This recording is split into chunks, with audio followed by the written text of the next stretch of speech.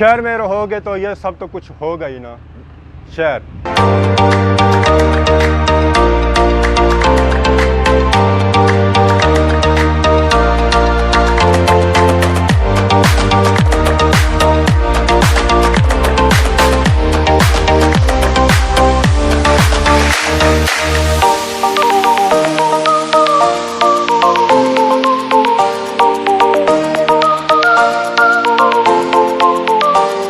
आजकल कामयाब ही हुआ है या शर्माना है जी मतलब शादी सही लभनी या शर्माना बंदा सही जी हमारे दोस्तों अस्सलाम वालेकुम उम्मीद करना अस सारे ठीक ठाक हो खुशबाश अल्लाह ताला हिफ्ज़ ईमान विच सो दोस्तों जैसा कि तुसें पहले दस्सिया सी है देहाती ज़िंदगी तो अज सही चेक कराने हैं शहरी ज़िंदगी।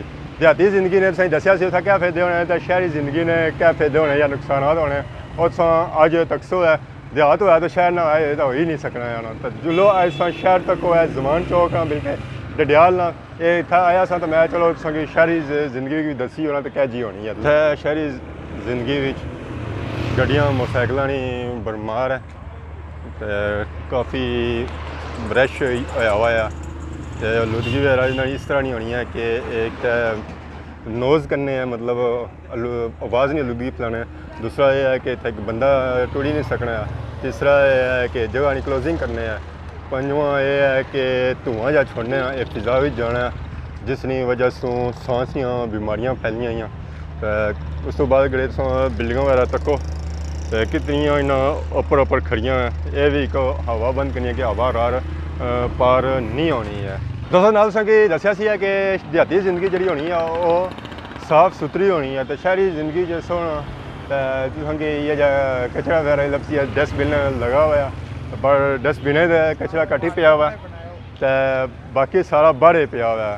देहाती जिंदगी तुसें दस्सिया सी काफ़ी साफ सुथरा माहौल होना है तो इतना डस्टबिन होने के बावजूद भी तो कचरा सारा नीचे बाहर पिया हुआ है तुम सफाई वगैरह नहीं हो सकी है कह सकते हो आलूदगी डस्टबिन भी है वो भी त्रुटा हुआ। शहरों में रसो तो ये जी बड़िया बड़िया बिल्डिंगां सुनना तो जिथा कोई खुली हवा तुसा की नहीं लभन गई है।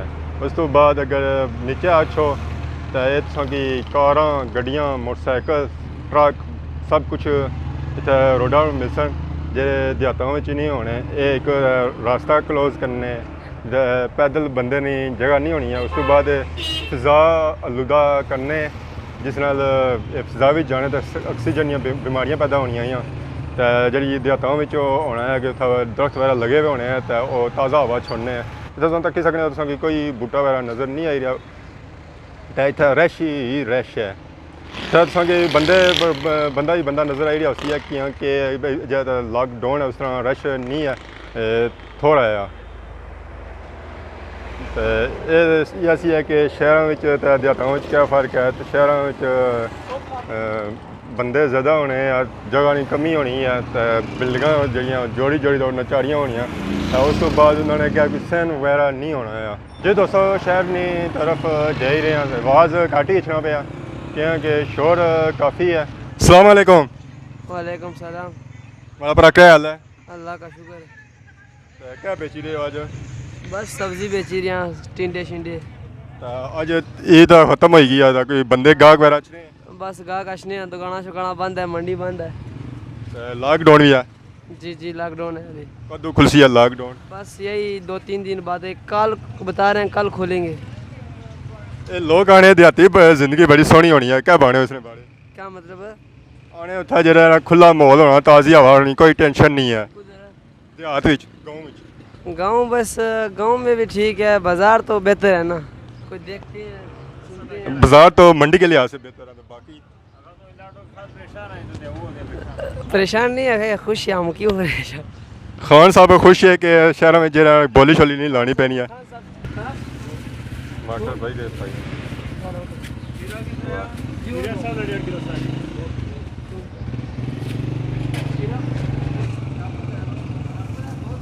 जी दोस्तों सारे नाल एक और भाई मौजूद है खान साहब पहले ना पूछने ना क्या है? दिलदार खान दिलदार खान मतलब दिल देने वाले दिल देने वाले दिल ने बड़े खुले तो बाकी ये बहु के तुस केड़े इलाके ने हो?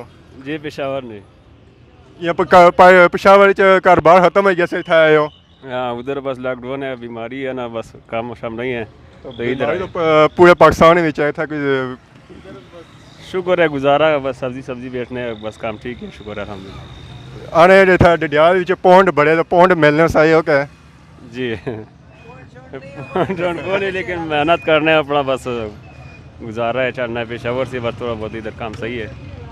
पेशावर में कम घट है था कम थोड़ा तेज है इस वजह से इधर दिया शहर थोड़ा सही है, ठीक है। पेशावर जाने चीज़ां बड़ियां सस्तियां लभनियां हैं सस्ते लपड़े दिहाड़ थोड़ा घट मिलते हैं ना, दिहाड़ नहीं है उधर। बाकी ये बहु के पेशावर शहर कैसा है शहर बस वन फिलहाल तो गुजारा है यार, बस शहर तो सही है लेकिन वन नहीं है, वन बीमारी है। तो बाकी ये सारा डडियाल ढूंढिया फिर भी सही है, शुक्र है। बाजार भी बंद है लेकिन फिर भी काम शाम ठीक है, शुक्र है।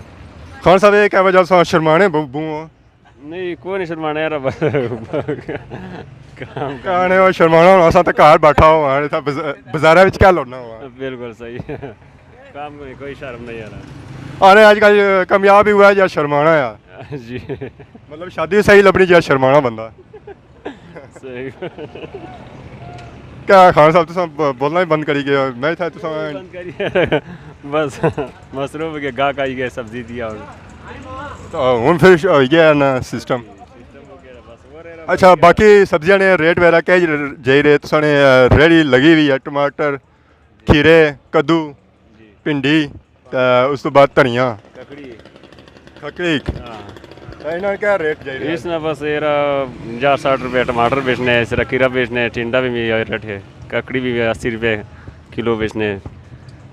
खान साहब और मौजूद है तो आने के तो इतना रेट लिस्ट कौन लगी क्या वजह नहीं आया ना वन तक लिस्ट नहीं आया, नहीं आया बस मत नहीं। इतने दिनों की वजह से नहीं आया हाँ छुट्टी है ना, बस वन तक है ना, वो गन पड़ा है, इतने छुट्टी है ना बस। मैंने वो देखा गंद जो जी, पड़ा हुआ है। बस। शहर में तो फिर ये चलता है शहरों में रहोगे तो ये कुछ तो होगा ना हाँ बिल्कुल, लेकिन इसलिए मैं कहता हूँ आप देहात में जाओ उधर कारोबार करो अपना संभालो कारोबार कोई खीरे वगैरह लगाओ घरों में हाँ नहीं लगाया ना, बहुत लगाया ना, बाग शाग लगाया सब्जी, वन बेचने है बस। चलो खान साहब आपका बहुत बहुत शुक्रिया ठीक है जी। गड्डी सर्विस हुई है रक्षा पानी थोड़ा हो जाए कोई बाकी क्या रोड सफाई वगैरह नहीं सही है इसमें क्योंकि ईद में छुट्टियाँ चली गई हैं तो इस वेले शहर गंदा ही है तो क्लोज भी है शहर खुल सी फिर जाई तो इसमें सफाई है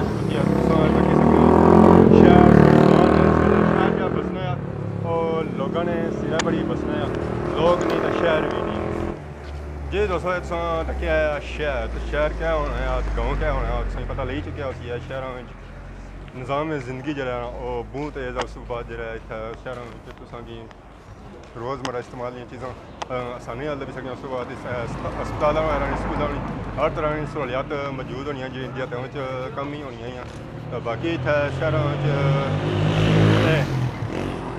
सवारी की जी चीज़ां अगर तुम जाना चाहो तो तुसें आसानी नाल मिली सकनी हर चीज़ आसानी नाल मिली सकनी है जी देहात में नहीं है तो बाकी अगर देहात सेहत बनानी है तो जाओ देहातों में सेहत बनाओ तो हर चीज़ फ्रेश मिलती है तो इस दुआ इंसान इजाज़त सानी खिदमत नई नई वीडियो के हाज़िर होने रहे तब तक जो इजाज़त दी ईमान नल